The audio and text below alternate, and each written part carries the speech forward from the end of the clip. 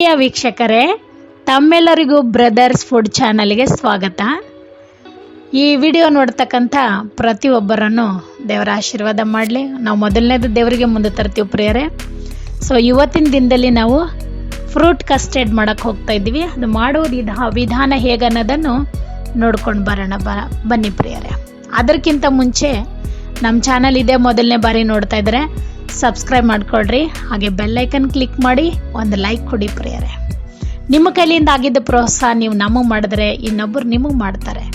So ನಾವೊಬ್ಬರಿಗೆ ಸಹಾಯ ಮಾಡೋದು ತುಂಬ ಉತ್ತಮವಾಗಿದೆ ಪ್ರಿಯರೇ. ನೀವೆಲ್ಲರೂ ಸಪೋರ್ಟ್ ಮಾಡ್ತೀರಂದರೆ ನಾವು ಸ್ವಲ್ಪ ಬೆಳಿಬಹುದು. ಸೊ ನಿಮ್ಮೆಲ್ಲರ ಸಪೋರ್ಟ್ ನಮಗೆ ತುಂಬ ಅವಶ್ಯವಾಗಿದೆ. ನಿಮ್ಮ ಕೈಲಿ ಆದಷ್ಟು ಒಂದು ಲೈಕ್, ಒಂದು ಶೇರ್, ಮತ್ತು ನಿಮ್ಮ ಫ್ರೆಂಡ್ಸ್ಗಳಿಗೆ, ನಿಮ್ಮ ಬಂಧು ಬಾಂಧವರಿಗೆ ಕಳಿಸಿ ಅವ್ರನ್ನ ಕೂಡ ನೋಡಲಿ. ನೀವು ಒಂದ್ಸಲ ಮಾಡಿ ನೋಡಿ, ಅದು ಮಾಡೋದು ಹೇಗೆ ಅನ್ನೋದನ್ನು ನೋಡ್ಕೊಂಡು ಬರೋಣ ಬನ್ನಿ. ತಮ್ಮೆಲ್ಲರಿಗೂ ಆತ್ಮೀಯ ಧನ್ಯವಾದಗಳು. ನೋಡಿ, ನಾವು ಇವತ್ತಿನ ದಿನದಲ್ಲಿ ಅರ್ಧ ಲೀಟ್ರ್ ಹಾಲು ತಂದಿದ್ದೆವು. ನೋಡಿ, ಬೆಂಗಳೂರು ಪಟ್ಟಣದಲ್ಲಿ ಈ ಥರ ಹಾಲುಗಳು ಸಿಗೋದಿಲ್ಲ. ನೋಡಿ, ಇದೇ ಹಾಲು, ಇದು ನ್ಯಾಚುರಲ್ ಹಾಲು ಬಂದ್ಬಿಟ್ಟು ಇದನ್ನು ನೋಡಿ ಅರ್ಧ ಲೀಟ್ರ್ ಹಾಲು ತಂದಿದ್ದೀವಿ. ಅರ್ಧ ಲೀಟ್ರ್ ತಂದು ನಾವು ಇವತ್ತು ಫ್ರೂಟ್ ಕಸ್ಟರ್ಡ್ ಮಾಡ್ತಾ ಇದ್ದೀವಿ.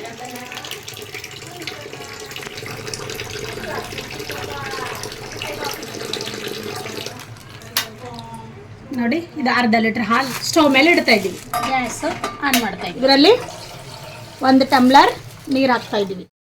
ಫ್ರೂಟ್ ಕಸ್ಟರ್ಡ್ ಮಾಡ್ತಾ ಇದ್ದೀವಿ. ಅರ್ಧ ಲೀಟ್ರ್ ಹಾಲು ಹಾಕಿ ಇದರಲ್ಲಿ 2 ಟಮ್ಲರ್ ನೀರು. ಯಾಕಂದರೆ ಇದು ಎಮ್ಮೆ ಹಾಲು ತುಂಬ ಗಟ್ಟಿ ಇರುತ್ತೆ. ಅಂಗಡಿ ಹಾಲಾದರೆ ಒಂದು ಅರ್ಧ ಲೀಟ್ರ್ ಹಾಲಿನಲ್ಲಿ 1 ಟಮ್ಲರ್ ಹಾಕಿದ್ರೆ ಸಾಕು. ಸೊ ಅರ್ಧ ಲೀಟ್ರ್ ಹಾಲಿನಲ್ಲಿ ಇದರಲ್ಲಿಂದ 2 ಟಮ್ಲರ್ ನೀರು ಹಾಕಿದ್ದೀನಿ. ನೋಡಿ ಪ್ರಿಯರೇ, ಒಂದು ಅರ್ಧ ಕೆಜಿಗಿಂತ 1/4 ಕೆಜಿಗಿಂತಲೂ ಸ್ವಲ್ಪ ಜಾಸ್ತಿ ಹಾಕ್ತಾ ಇದ್ದೀನಿ. ಸಕ್ಕರೆ ಚೆನ್ನಾಗಿದ್ದರೆ ಚೆನ್ನಾಗಿರುತ್ತೆ. 1/4 ಕೆಜಿ ಮೇಲೆ ಹಾಕಿದ್ದೀನಿ. ಇದನ್ನು ಹೀಗೆ ತಿರುಗಿಸ್ತಾ ಇರಬೇಕು, ಯಾಕಂದರೆ ಕೆಳಗಡೆ ಸಕ್ಕರೆ ಕೂತ್ಕೊಳ್ಳುತ್ತೆ. ಹೀಗೆ ತಿರುಗಿಸ್ತಾನೆ ಇರಬೇಕು, ಸಕ್ಕರೆ ಕೆಳಗಡೆ ಕೂತ್ಕೊಳ್ಳುತ್ತೆ. ಇಲ್ಲಾಂದರೆ ನೋಡಿ ಪ್ರಿಯರೇ, ಹಾಲು ಕುದೀತಾ ಇದೆ. ಸ್ಲೋ ಆಗಿ ಇಟ್ಟಿದ್ದೀನಿ ಹಾಲನ್ನು. 1 ಕಪ್ ಹಾಲು ಒಳಗಡೆ 1 ಸ್ಪೂನು ವೆನಿಲಾ ಕಸ್ಟರ್ಡ್ ಪೌಡ್ರು. ಇನ್ನು ಒಂದು ಸ್ವಲ್ಪ ಹಾಕ್ತೀನಿ, 1.5 ಸ್ಪೂನ್. ಇನ್ನು ಉಳಿದಿದ್ದನ್ನ ಹೀಗೆ ಇಟ್ಕೊಂಡ್ರೆ ಇನ್ನೊಂದು ರೌಂಡಿಗೆ ಮಾಡ್ಬೋದು.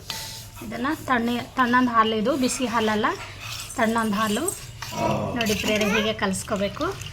ಸಕ್ಕರೆ ಸ್ವಲ್ಪ ಕಡಿಮೆ ಬಿದ್ದಿದೆ ಪ್ರಿಯರೇ, ಇನ್ನೊಂದು 4 ಸ್ಪೂನ್ ಸಕ್ಕರೆ ಹಾಕ್ತಾಯಿದ್ದೀನಿ. ನೋಡಿ ಪ್ರಿಯರೇ, ಒಂದು ಕುದಿ ಬರಬೇಕು. ನೋಡಿ ಪ್ರಿಯರೇ, ಉಕ್ಕುತ್ತಾ ಇದೆ ಹಾಲು. ಆವಾಗ ಉಕ್ಕ ಟೈಮ್ನಾಗೆ ಇದು ಹೀಗೆ ತಿರುಗಿಸ್ತಾ ಇರಬೇಕು, ಹಾಗೆ ಬಿಡಬಾರ್ದು, ತಿರುಗ್ತಾನೆ ಇರಬೇಕು.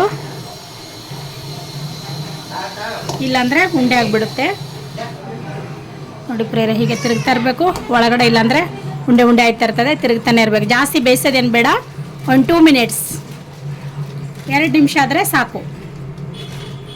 ನೋಡಿ, ಈ ಮಟ್ಟಿಗೆ ಬರ್ತದೆ. ನೋಡಿ ಪ್ರಿಯರೇ, ಇಲ್ಲಿ ಹಾಲು ಕುದೀತಾ ಇದೆ. ಕಸ್ಟರ್ಡ್ ಪೌಡ್ರ್ ಹಾಕಿದ ಮೇಲೂ ಕುದೀತಾ, ಒಂದೆರಡು ಕುದಿ, ಜೋರಾಗಿ 2 ಕುದಿ ಬಂದರೆ ಸಾಕು, ಜಾಸ್ತಿ ಏನು ಬೇಯಿಸೋದು ಬೇಕಾಗಿಲ್ಲ. ಇದು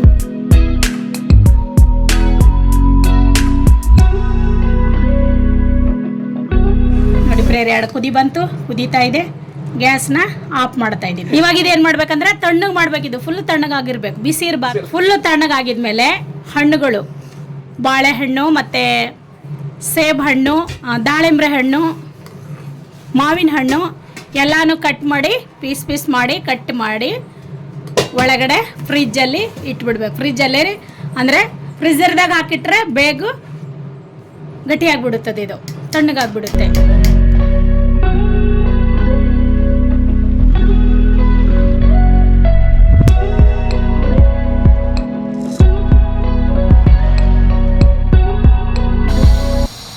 ಗೋಡಂಬಿಗಳನ್ನು ಚಿಕ್ಕದಾಗಿ ಕಟ್ ಮಾಡಿದ್ದೀನಿ.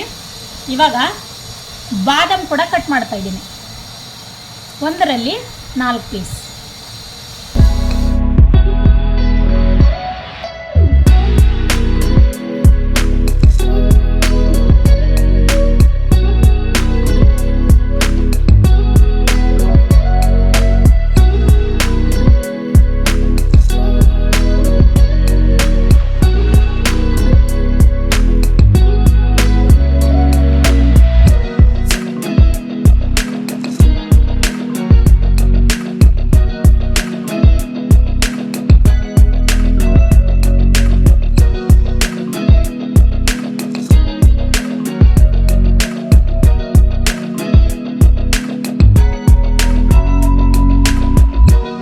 ವೀಕ್ಷಕರೇ, ಇದು ಮಾವಿನ ಹಣ್ಣು. ಒಂದು ಮಾವಿನ ಹಣ್ಣು ಮೇಲ್ಗಡೆ ಸಿಪ್ಪೆ ತೆಗೆದು ಚಿಕ್ಕ ಚಿಕ್ಕದಾಗಿ ಕಟ್ ಮಾಡಿದ್ದೀವಿ. ತಿಂದು ನೋಡೋಣ ಇದು ಹಸಿ ಹೇಗಿರ್ತದೆ ರುಚಿ. ಮಾಡ್ಕೊತ ತಿನ್ನೋದು ಒಳ್ಳೇದಲ್ಲ. ಟೇಸ್ಟ್ ಮಾಡಿ ಹೇಳ್ತೀನಿ ಇದು ಹೇಗಿದೆ ಅಂತ. ಹುಳಿ ಇದ್ರೆ ಹಾಕಬೇಡಿ, ಸಿಹಿ ಇದ್ರೆ ಹಾಕಿ. Super taste. ದಾಳಿಂಬೆ ಹಣ್ಣು ಒಂದು ಹಣ್ಣು ಸುಲಿದಿದ್ದೀವಿ. ಇದು ನೋಡೋಣ ಹೇಗಿದೆ ರುಚಿ ಅಂತ. ಇದು ನೋಡ್ತಾ ಇದ್ದೀವಿ. ಇದು ಚೆನ್ನಾಗಿಲ್ಲ ಪ್ರಿಯರೇ, ಹುಳಿ ಇದೆ ಸ್ವಲ್ಪ. ಸೇಬಿನ ಹಣ್ಣು ಇದು ಹೇಗದನ್ನು ನೋಡೋಣ. ಪರವಾಗಿಲ್ಲ, ಇದು ಒಂದು ಮಟ್ಟಿಗಿದೆ. ಇದು ಬಾಳೆಹಣ್ಣು ಒಂದೇ ಥರ ಇರುತ್ತೆ, ಅದೇನು ರುಚಿ ಗೊತ್ತಾಗಲ್ಲ. ಸೊ ಇದು ಬಂದುಬಿಟ್ಟು ಬಾದಾಮ್ ಪೀಸು ಮತ್ತು ಗೋಡಂಬಿ. ಒಂದರಲ್ಲಿ 4 ಪೀಸ್ ಮಾಡಿ, 4ರಲ್ಲಿ ಇನ್ನು 6 ಪೀಸ್ ಮಾಡಿ ಚಿಕ್ಕ ಚಿಕ್ಕದಾಗಿ ಕಟ್ ಮಾಡಿದ್ವಿ. ಇದು ಬಂದುಬಿಟ್ಟು ವೆನಿಲಾ ಕಸ್ಟರ್ಡ್ ಫ್ರೂಟ್. ಅಲ್ಲಿಂದ ತಗೋ, ಕಲಿಯೋದು ಅಲ್ಲಿಂದ ತಗೊಳ್ತೀವಿ. ಸೊ ವೆನಿಲಾ ಕಸ್ಟರ್ಡ್ ಫ್ರೂಟ್ ಏನು ಮಾಡಿದ್ದೀವಿ ಅಂದರೆ, ಇದು ಹಾಲಿನೊಳಗಡೆ ಕುದಿಸಿ ತಣ್ಣಗೆ ಮಾಡೋಕ್ಕಿಟ್ಟಿದೆ. ಇದು ತಣ್ಣಗಾಗಿದೆ. ಒಂದು ಅರ್ಧ ಗಂಟೆ ಕೂಲರ್ ಹತ್ರನಾಗ ಅಥವಾ ಫ್ಯಾನ್ ಹತ್ರನೂ ಇಟ್ಟರೆ ಇದು ತಣ್ಣಗಾಗುತ್ತೆ. ಇವಾಗ ಆಲ್ಮೋಸ್ಟ್ ತಣ್ಣಗಾಗಿದೆ. ಇದರೊಳಗಡೆ ನಾವೇನು ಮಾಡ್ತಾ ಇದ್ದೀವಿ ಅಂದರೆ, ಇವಾಗ ಬಾದಾಮು ಮತ್ತು ಗೋಡಂಬಿನ ಹಾಕ್ತಾ ಇದ್ದೀವಿ ಒಳಗಡೆ. ಇದು ಆಗಿದ ಮೇಲೆ ಸೇಬು ಹಾಕ್ತಾ ಇದ್ದೀವಿ. ಸೇಬು ಹಾಕಿದ ದಾಳಿಂಬೆ ಬೀಜ ಹಾಕ್ತಾ ಇದ್ದೀವಿ. ದಾಳಿಂಬೆ ಬೀಜ ಆಗಿದ್ಮೇಲೆ ಬಾಳೆಹಣ್ಣು ಆಗಿದ್ಮೇಲೆ ಮಾವಿನ ಹಣ್ಣು. ಇದೆಲ್ಲನೂ ಹಾಕಿ ನೋಡಿ ಪ್ರಿಯರೇ, ಇದೆಲ್ಲನೂ ಹಾಕಿಬಿಟ್ಟು ಚೆನ್ನಾಗಿ ಮಿಕ್ಸ್ ಮಾಡಬೇಕು. ಚೆನ್ನಾಗಿ ಮಿಕ್ಸ್ ಮಾಡಿ ಇದು ಏನು ಮಾಡಬೇಕಂದ್ರೆ, ಒಂದು 2 ಅವರ್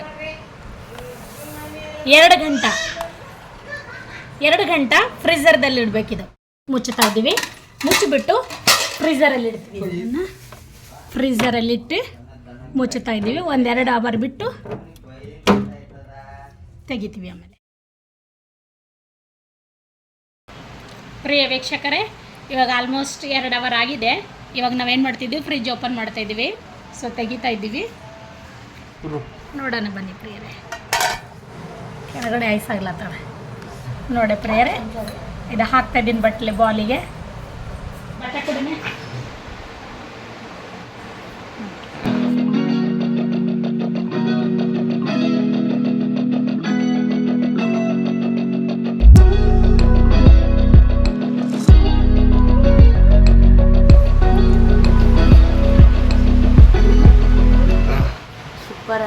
ಸೂಪರ್ ಆಗಿದೆ.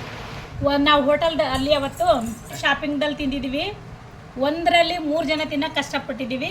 ಆದರೆ ಇವತ್ತು ಒಬ್ಬೊಬ್ಬರು ಒಂದೊಂದು ಬಾಲ್ ತಿಂದುಬಿಟ್ಟು ಇನ್ನೂ ಬೇಕಂತ ತಿಂತಾಯಿದ್ದೀವಿ. ಅಂದರೆ ಅಷ್ಟೊಂದು ಟೇಸ್ಟ್ಫುಲ್ ಇದೆ ಅಂತ ಅರ್ಥ.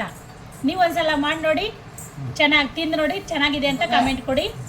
ನಮ್ಮ ಚಾನೆಲ್ ಮೊದಲನೇ ಬಾರಿ ನೋಡ್ತಾ ಇದ್ದರೆ ಸಬ್ಸ್ಕ್ರೈಬ್ ಮಾಡಿಕೊಡ್ರಿ. ಬೆಲ್ ಐಕನ್ ಕ್ಲಿಕ್ ಮಾಡಿ, ಒಂದು ಲೈಕ್ ಕೊಡೋದನ್ನು ಮರಿಬೇಡಿ. ದೇವ್ರು ನಿಮ್ಮನ್ನು ಆಶೀರ್ವದಿಸಲಿ.